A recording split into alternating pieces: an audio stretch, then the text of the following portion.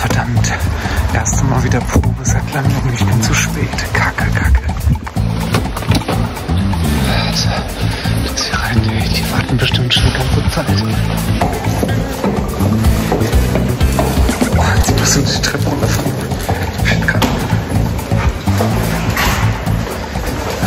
Okay. Oh, ich höre es schon. Das ist bestimmt der Harry. Oh, ne, ist das Saxophon. Hey, jetzt hat er mein Saxophon.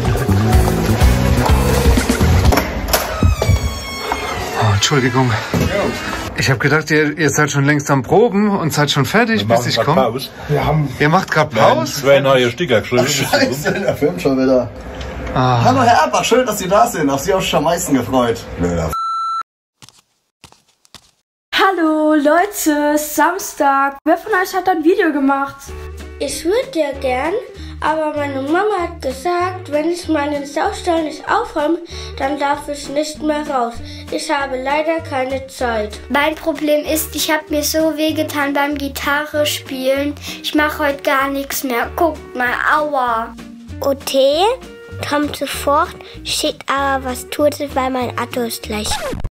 Mano, alles muss man selber machen. Alex, ich weiß, ich war zu spät, aber habe ich dafür jetzt nicht schon richtig toll gespielt? Sag mal. Du warst der Hammer. Gut, oder? Ja. Ja, das Warten hat sich doch gelohnt, oder? Findest du das auch? Was finde ich? Dass sich das Warten gelohnt hat, weil ich war jetzt zu spät, ne? Du warst auf jeden Fall zu spät. Ja, aber dafür habe ich doch super geil jetzt gespielt. Super gespielt, aber soll ich es verraten, was du gespielt hast? Ja, bitte. Also, wir haben tatsächlich für das 6.11. geplant, ein paar alte Schinken rauszuholen. Ja. Für unsere neue Fans.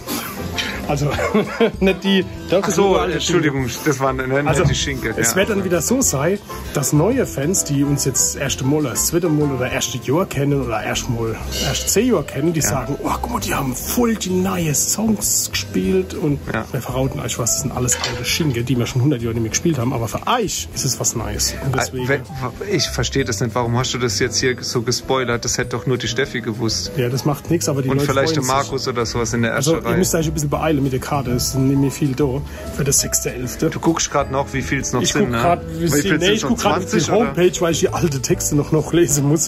Die neue? Die neue. Hast du dich auch gefreut, dass ich so richtig geil abperformt habe, eben gerade? Ja. Gut. War gut, ne? Liebes Publikum, also ihr beiden, ihr könnt euch frei aufs nächste Konzert Christoph oder ein paar neue Special Moves mit euch gearbeitet.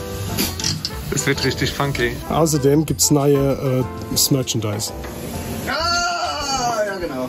www.quatschkopf.de Ach so, palzrock.de